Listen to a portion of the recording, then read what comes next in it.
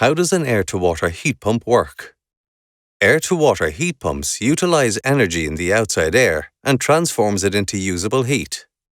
This is performed through a refrigeration process and a vapor compression cycle, which sounds very complicated, but it's basically how a fridge works, but in reverse. Heat pumps work much more efficiently at a lower temperature than a standard boiler system would. An air-to-water heat pump extracts heat from the outside air in the same way that a fridge extracts heat from its inside. It can get heat from the air even when the temperature is as low as -15 degrees centigrade. This makes them very suitable for underfloor heating systems or larger radiators, which give out heat at lower temperatures over longer periods of time. Pipelife Eco. Our reputation, your peace of mind.